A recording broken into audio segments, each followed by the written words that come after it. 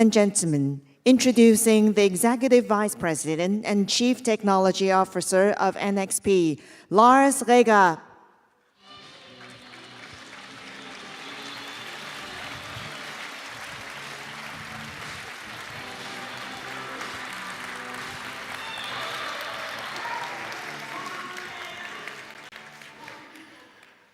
Hello, everyone. Good afternoon, and big thanks for having me here. A truly special moment for me being here in Taiwan with all of you, and I would like to take the next hour to take you on a journey towards a brighter future, and of course a journey throughout the semiconductor industry. And with all of that, let me start with my journey with NXP.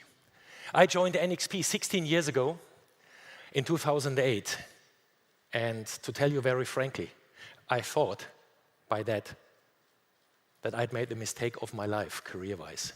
I joined a company in 2008 that was fully hit by the economic crisis, just spun out of Philips Semiconductors, so searching a little bit for the identity, who are we NXPers?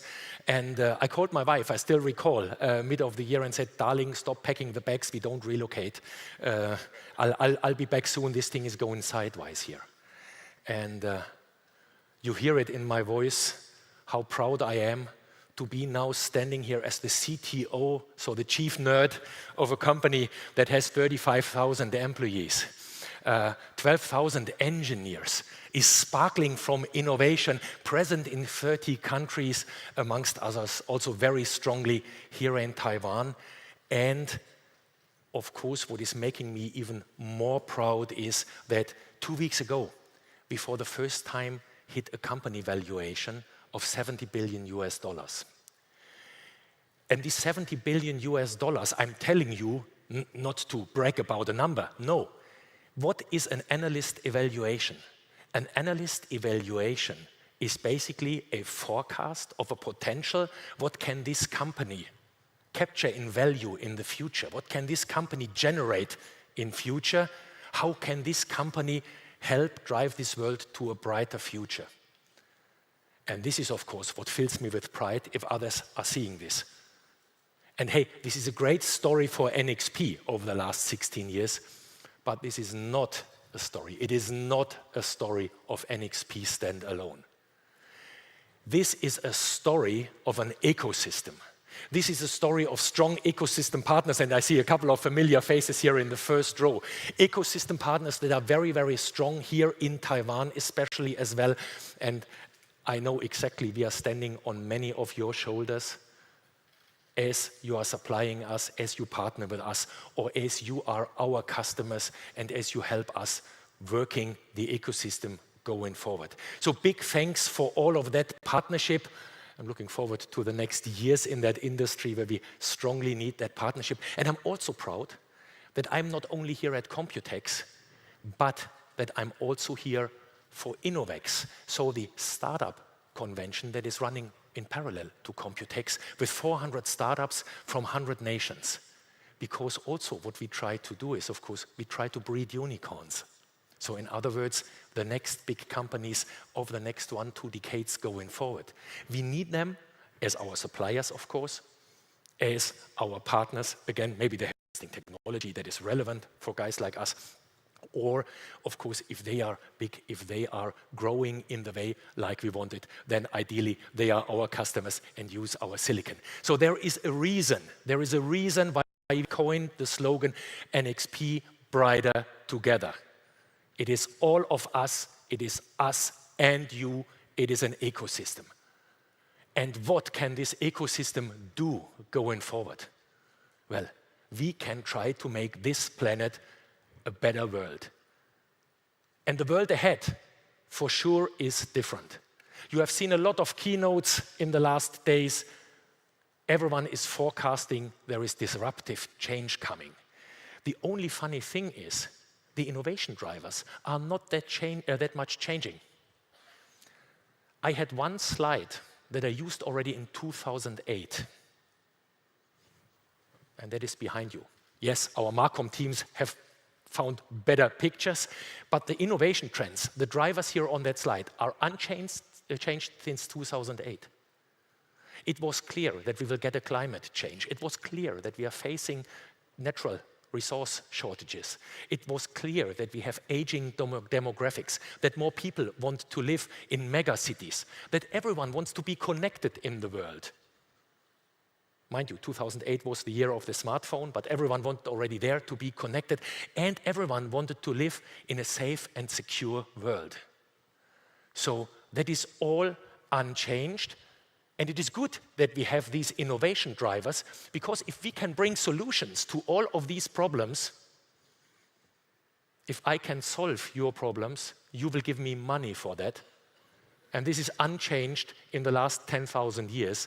This is business. So for all of us, this is ample of opportunity to go into areas of goods manufacturing or people healing.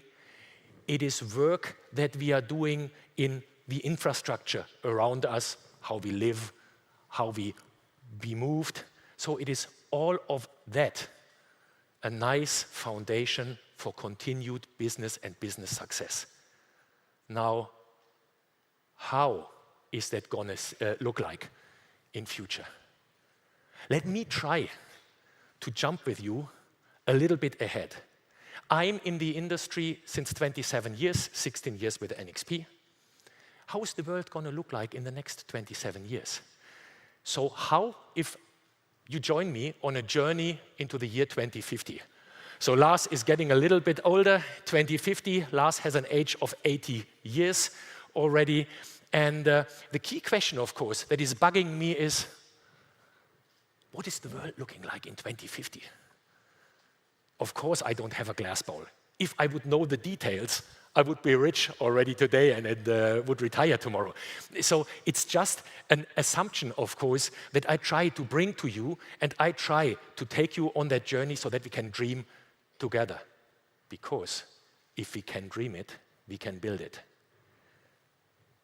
What we will see is very likely a couple of core assumptions. We will see an economic power shift. So the big populations today, the emerging countries, China, India, a lot of Asian countries, these big populations, emerging countries, are emerged countries by 2050. A lot of wealth in those economies. So that is all a geographical economic power shift, of course. Then one other thing that is different to our thinking today. The world population is already past its peak point. The population is declining. Energy supply, the energy transition, is likely behind us. We are using mainly renewable energy sources, decentralized but well networked, all around us, and this is a stable energy supply grid. So pollution, exhaust gas, and so on, that is no topics that we will see by then. Mobility is very likely very, very differently. So mobility will be safe, efficient, different type of vehicles, different form factors today, and a very, very different means of transportation. And the biggest shift that will touch all of us is our jobs. I will be retired, so I will not care that much about it anymore. But the jobs, the menial tasks, the simple jobs have disappeared. They are completely robotarized. The ones of you who are still working in 2050 will mainly work in caring jobs, where the human component is the value proposition, or in operator jobs, basically observing devices, or being in control centers, mission control centers. Or in other words, there is a huge potential in the next 25 years to completely change these ecosystems, to completely transition into that world that anticipates and automates. What you will take for granted in 2050 is that you don't care for your house anymore. Your house is completely around you. Your house knows how you are doing. Your house knows when it needs to do maintenance, not only sending out the lawn mowing robot. I mean, that is technology of today. But your house is completely climatizing, filling the fridge. It is like our old descriptions of paradise. Yeah? There's always food, always warm, everything seamless and barrier-free. So if you are moving in your house, you don't know the concept of door locks anymore. Because you are moving and the doors are always open, but only for you. Burglars cannot get in. They are completely shielded. And this is the seamless experience when I talk about the world that anticipates and automates. Mobility. We have lived now for 150 years on horse carriages with a combustion engine. So in other words, the concept of the horse carriage has not changed. There's always a coachman in front operating the horses, driving the steering wheel. Forget it. This is not what our kids will think of when they think of driving in 2050. The driving task is completely automated. But these cars, these transport capsules, maybe driving, flying, or being on the rails, these transport capsules have become convenience spaces. Like already today, in some Asian markets already, we see this. People are leaving the flat, where the kids are playing in a noisy way, go to the cars, have a convenient space to watch a video or take a phone call. So this will be a totally different concept. And like in your living room, these convenience spaces are upgrading themselves. You have a new app, you have a new feature, maybe you are changing your real estate, a little bit bigger display or whatsoever. This is upgradable systems and also a concept that I hope we get rid of by 2050, traffic jams. Just think of some of the megacities, 500 meters outside of the building here. How many traffic jams do we have because there is goods transport? In some of the cities, there is pizza delivery, parcel delivery, all of these type of things that are by 60% of the traffic congesting all the roads. If you can automate that entire world, yeah, then these type of things are of course happening in the off-peak hours at night, definitely not in the rush hour. And you have a totally seamless traffic flow. And again, how are our factories looking like? Our factories will be clean and automated, okay? And there is only maintenance workers in the factories. Workers that come to repair or to upgrade a manufacturing robot. There will not be normal operation workers in the factories anymore. These operation workers are outside in a mission control center, are sitting in front of 2 or 3 screens. They don't wear the blue color shirts anymore, but they are sitting there as dispatchers, as observers, and only interact if something goes wrong that the robots cannot handle. All the rest is automated. And I see the first faces here in the audience saying, should I believe him? I don't know. This here, what I have here on the slide is not a dream. This is happening, and I have seen it. And I tell you where I have seen it. I've seen it here, in Taiwan. This is what TSMC is already doing. If you are looking into TSMC's most modern fabs, what you see is a lot of maintenance workers in the clean room, highly automated systems, high-speed transportation systems of silicon wafers, and a mission control center outside of the clean room. And TSMC is maybe one of the first companies in the world, because these semiconductor factories are so capital intense and so heavy to invest in, that these far advanced concepts are taking place for the first time. But Taiwan is one of the front runners in all of that. Now, I told you I've already jumped to the year 2050, and let me quickly introduce you to another member of the Reger family. This is Kira, my then 16-year-old granddaughter. And Kira is gonna ask all sorts of questions to Grandpa. Hey, Grandpa Lars, Grandma has said that you have been pretty heavily working in the industry of all these robots, and that you have talked since 50 years already about a world that anticipates and automates. Grandma even said that when you started working, you didn't have a mobile phone. I said, yeah, Kira, that's true. Grandpa, can you tell me how your youth was, how your job was, how was your career in this, how do you call it, semiconductor industry, Grandpa? Yes, Kira, I can tell you. Over the last 40 years, there had been interesting developments. And let me give you this story. Grandpa was actively involved in the transformation of the industry, of the world, to digital twins. Then we had the great robot awakening. And to awake the robots, we had to do the system brain shift. And Kira's interesting headlines, Grandpa, but what does this exactly mean? Well, Kira, let me tell you. When I was a young engineer, we in the semiconductor industry, computer chips, we were working on pretty boring electronics. We worked on laptops. Kira, that is portable computers. Kira, there had been even desktops. So can you imagine? Desktops was a different word for a computer so bulky and heavy that you could not carry it. Unthinkable today in 2050, of course. We had the first portable telephones. Yeah, we had separate computers for gaming. That's also a different concept than in 2050. And we had audio and video electronics. That was the entire industry between 2000 and 2010. And then, Kira, there came this green phase.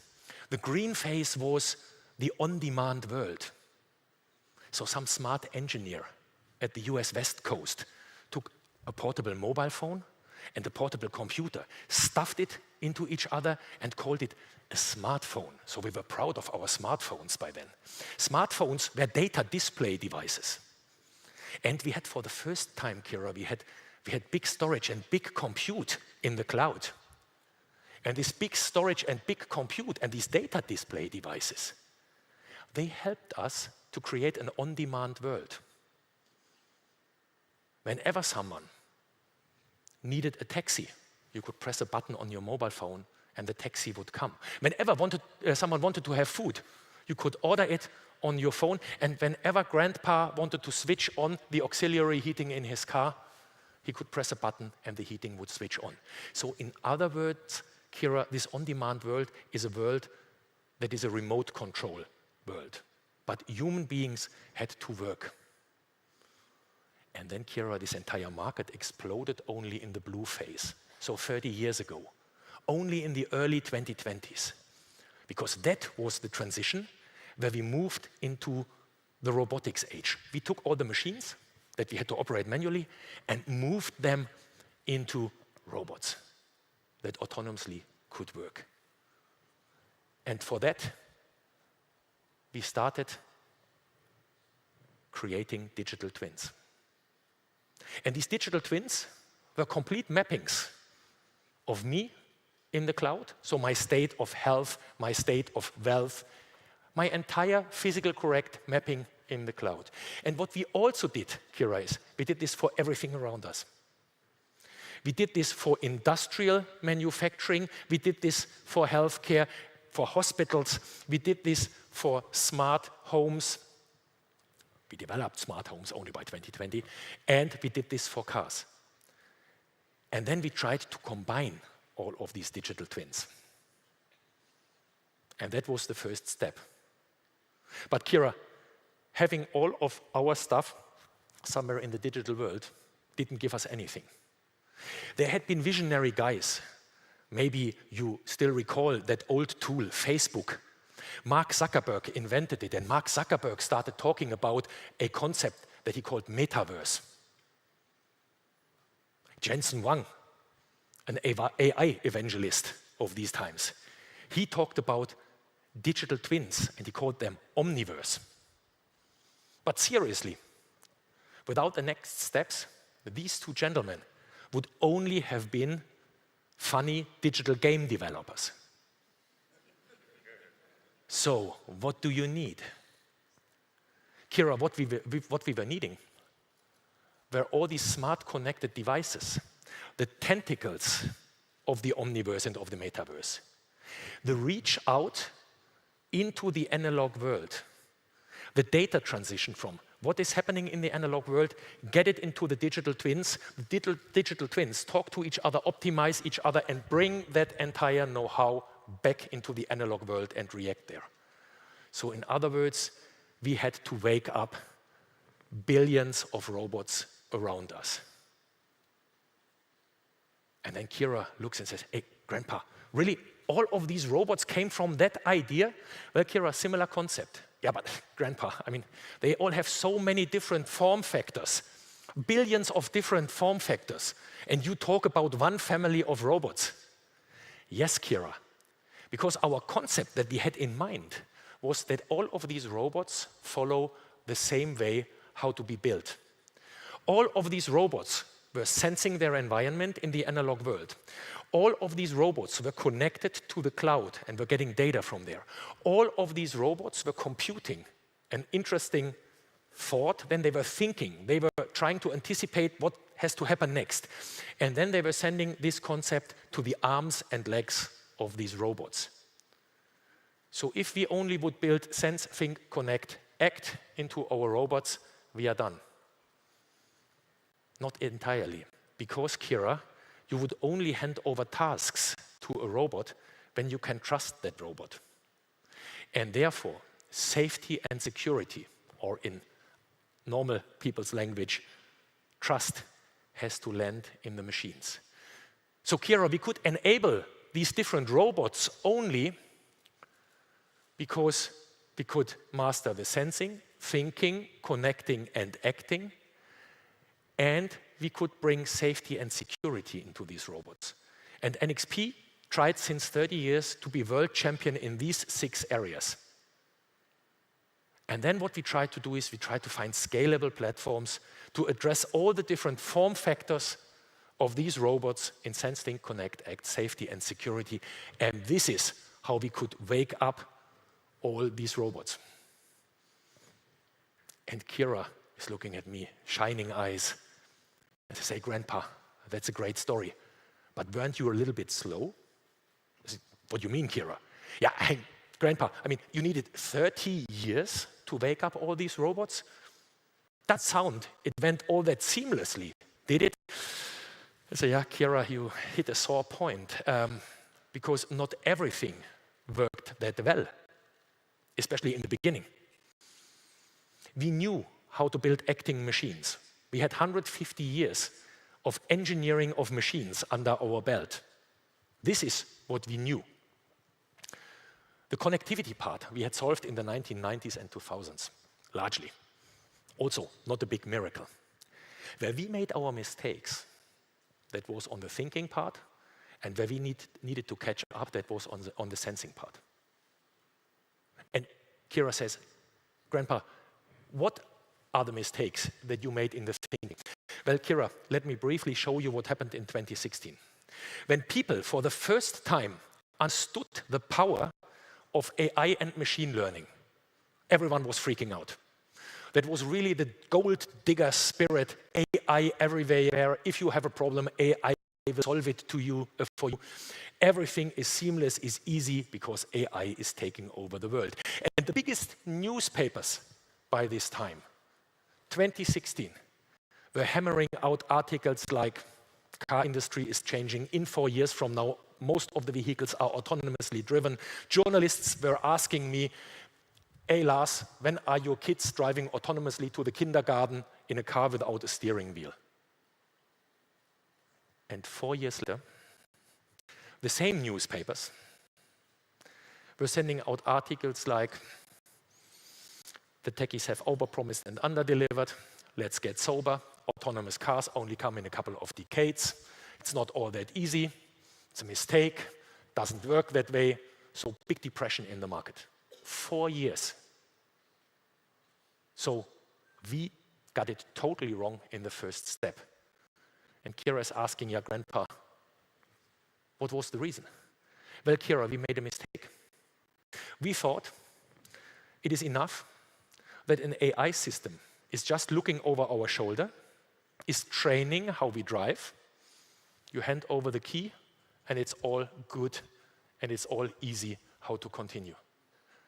We should have known better, because also for your father, Kira, my son, Jonas, I could have worked and saved a lot of money if this concept would have been true.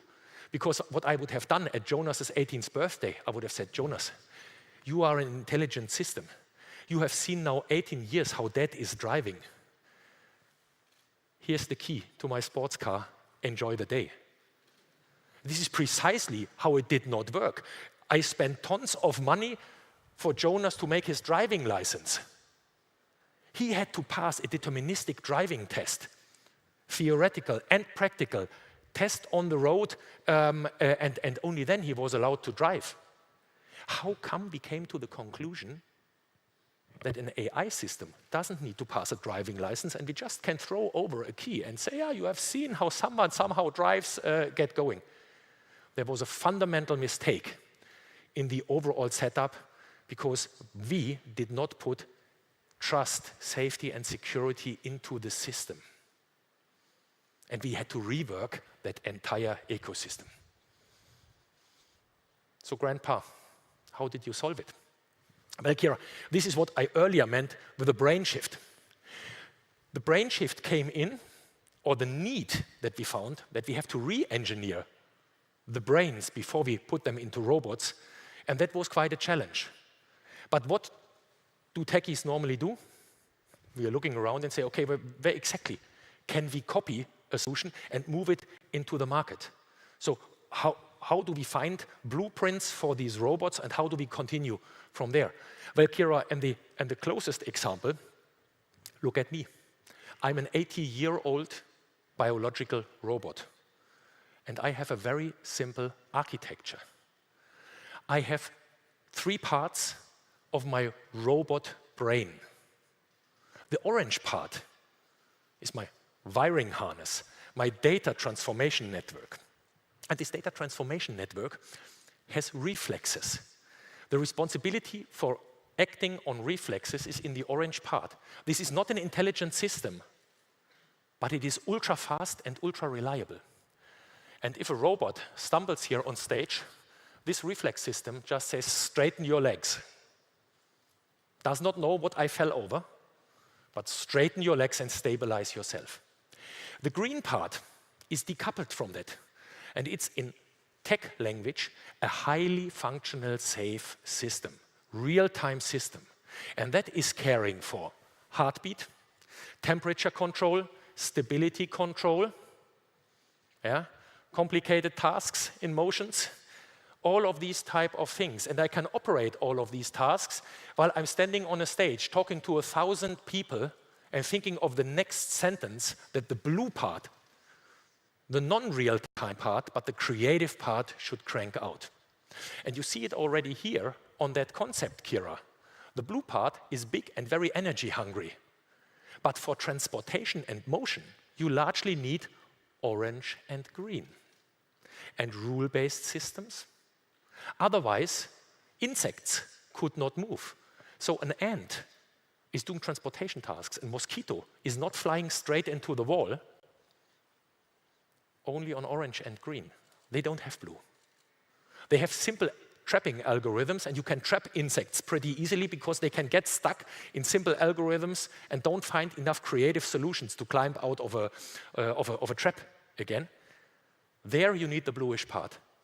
But for us human beings, that bluish part is often needed for playing piano, for writing love letters, and for most of the robots, you need the capability to write love letters.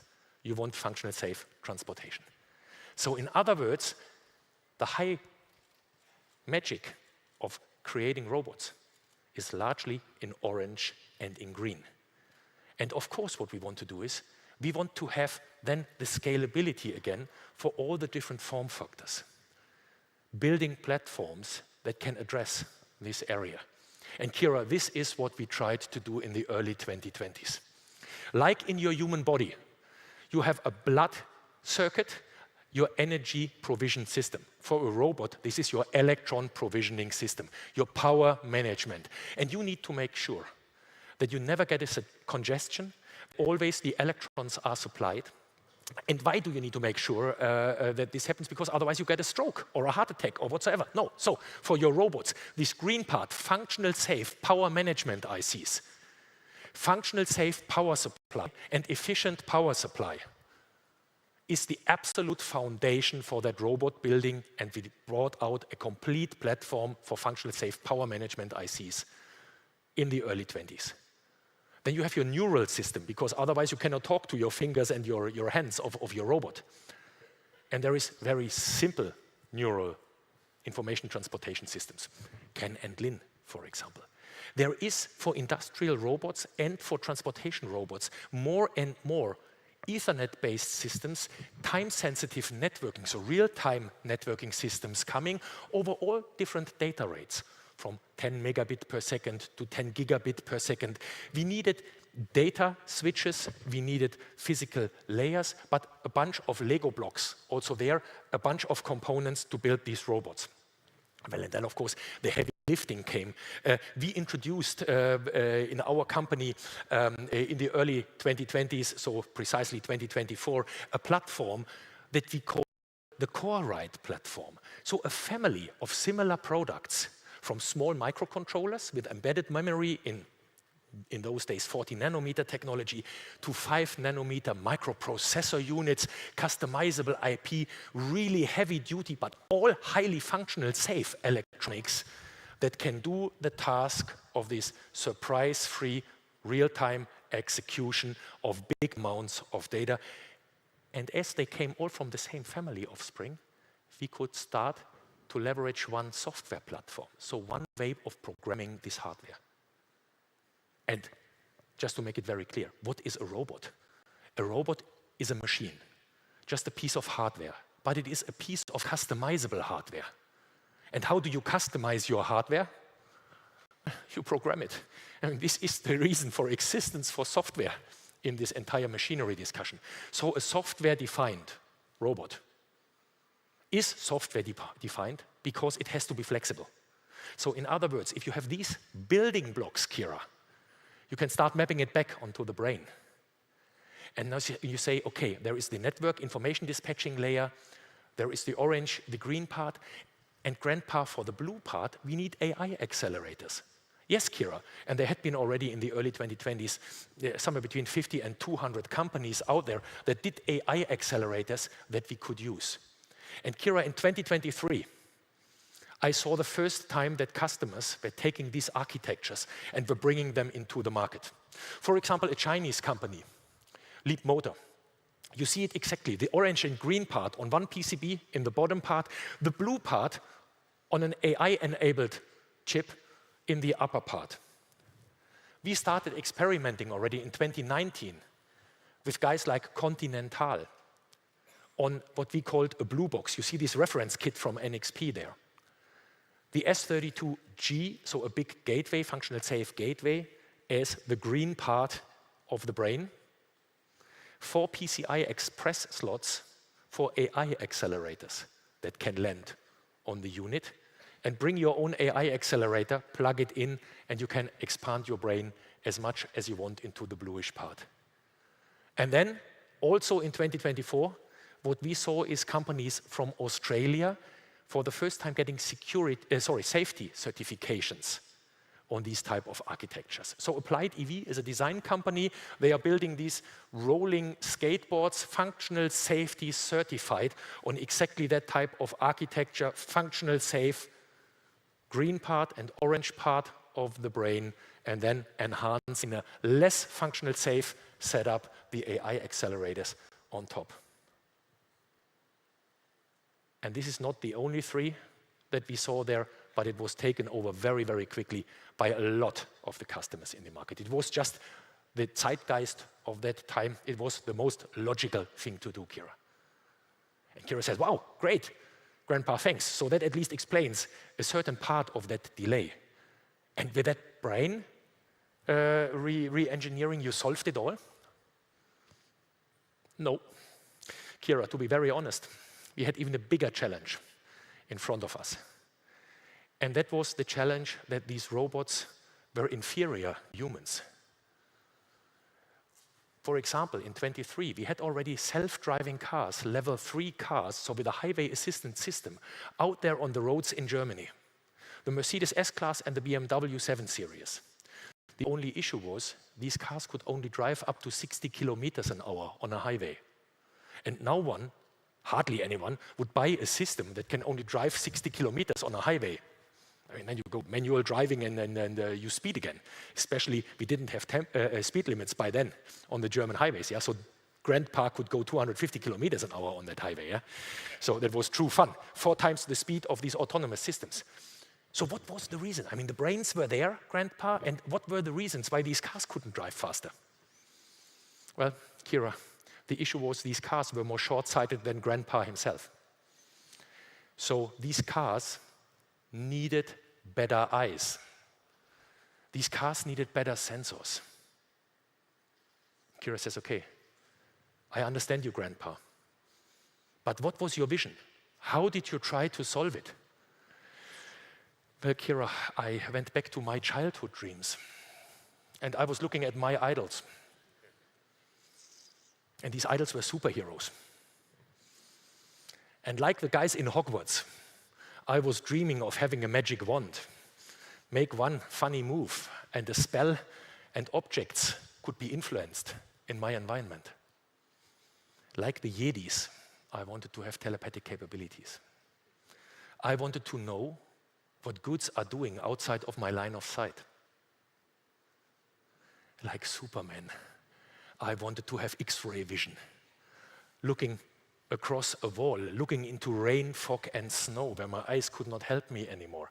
I wanted to understand what is in front of me. And like Douglas Adams in Hitchhiker's Guide Through Galaxy wrote, Safford Beeblebrox was using a thing called bubblefish, and he could stick it into his ear, and then suddenly he could understand all languages of the universe that were spoken around him.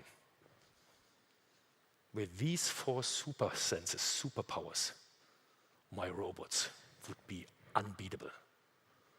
So we started working on that, Kira. For influencing the objects in your proximity, we used a thing that we called ultra-wideband.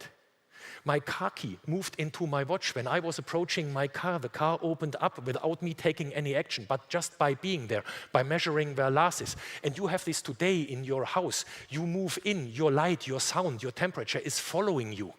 All the door unlock and lock is done by your superpower, your magic wand at your wrist. Knowing what is happening 10 cars ahead of you in real time, we do via V2X, car-to-car communication, cellular or DSRC based. That was a battle in the 2010 years.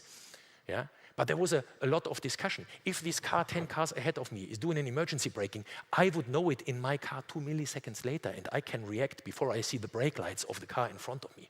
So that was really, really important for reaction, for safety, for arranging the world around me in a proper way. We were working on high-resolution radar. We tried to bend the rules of physics as much as possible there. If radar would be as good as laser scanners, we had laser scanners in the early 2020s. If radar would be as good as my eyes or as laser scanners, how cool would that be? Because radar is working in rain and fog. I have my X-ray vision. And we grouped together the big industry players of the 2020s, and we defined a standard, a common language, Matter, so that all smart connected devices have one way to talk to each other. Or in other words, what we did is, in physics, for this high-resolution radar, let me just give you 2 examples, Kira. We took 3 radar sensors, off-the-shelf radar sensors, and we synchronized them. And we synchronized them via Ethernet. And if you can make sure that these standard, cheap, off-the-shelf radar sensors are sending and receiving at the same phase, so coherently, then what I can build is out of 3 10 centimeters antennas, I can build a virtual 2-meter antenna. And in radar, antenna size is resolution. So for the first time with a partner company, NXP could show at CES 2024 that we can measure two of you walking in front of me over a distance of up to 250 meters. If I could manage obstacle detection over 250 meters, then I can afford driving speed of more than 130 kilometers an hour on a highway. So Kira, this is how we reached the inflection point of highway assistance systems with the right brains are in the cars, and now we all could buy them because it made sense for us. We had highway level 3 driving systems for 130 kilometers an hour on the highways, and that was the speed of these days. Second example, this meta standard that I was talking about. Kira, what we did there is we had connected homes in 2020. But my father and my mother, Kira, they stopped buying smart home equipment, connected home equipment, because they were afraid whatever they buy, they can throw away the year thereafter. They had sound boxes that did not talk to the energy management system. The energy management system did not understand the window blinders. The window blinders did not know where the electric vehicle is. So we had connected homes, but we did not have smart homes. And by this language unification, suddenly use cases came into play where the solar cells on grandpa's house were producing energy. And then your aunt, Leah, was switching on the hairdryer. And the energy management system in the house knew this is a hairdryer that needs 2,000 watts for 5 minutes. So switch off the fridge. The fridge is keeping the temperature for 8 hours. Switch off the washing machine for 5 minutes. Let the hairdryer run on the solar energy. And afterwards, you're going back to normal operations for all the other energy users. And of course, it was not only a language that we introduced, but it was also a passport that we introduced, because you didn't want to have crazy equipment in your house. The washing machine had to have a passport and had to say, hey, believe me, I'm the washing machine. The hairdryer had to say, and here's my passport, I'm the hairdryer. Yeah? And the solar cells or the energy management system had to say, and you know what, guys, I have authority above you all because I'm the energy management system.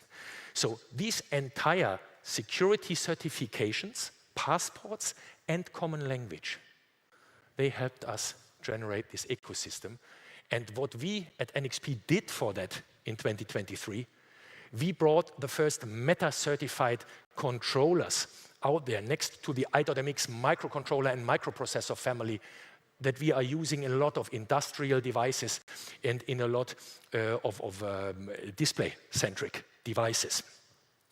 We had the first radios because this Meta standard was living on Zigbee, Bluetooth, and Wi-Fi transmission standards. So we did not invent new transmission standards, but the common language.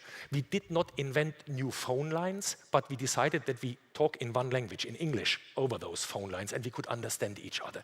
And this is how this Meta came into life. So Kira, what Grandpa did over the last 50 years, largely not over the last 10 years, because I was retired already, but in the 40 years before. Grandpa just worked on one simple task. Grandpa worked on converting machines into robots. And it took me and the industry 40 years. And this architectural transition was the first and most important part. So the way how machines were built had to be completely redone. We had to invent robot brains, trustworthy, safe, and real-time parts of brains. Then we had to give these robots superior senses. We had somehow to manage to build in trust. And we had to find the ability to scale that in an energy-efficient way because also one of the problems in the early days were that all of these systems could easily consume thousands of watts, highly inefficient. Think of it like there would be human beings out there with a 1 meter skull, and this brain would be so big and so energy hungry that our bodies cannot carry it. Evolution has done this optimization part for biology. And I think we have done a pretty decent job doing that parts for robots only in 50 years.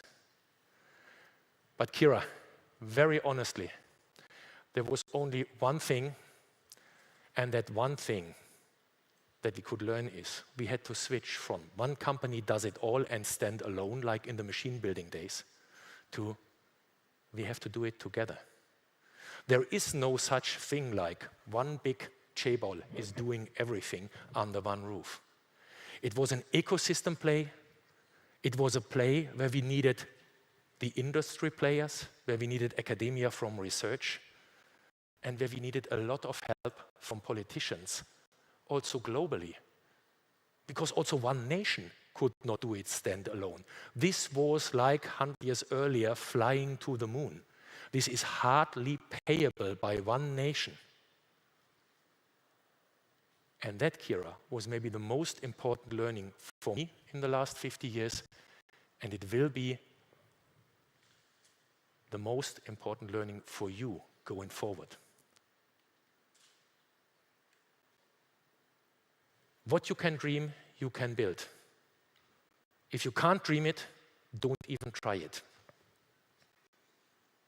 And for all of you here in the audience, maybe I'm just a dreamer, but I'm not the only one. And if you join me on that journey, our industry will be a lot of fun. Thank you.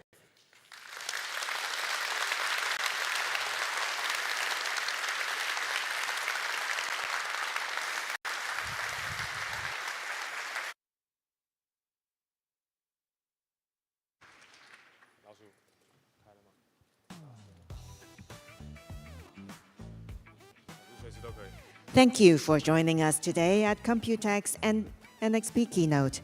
The next keynote will begin at 11 a.m. tomorrow.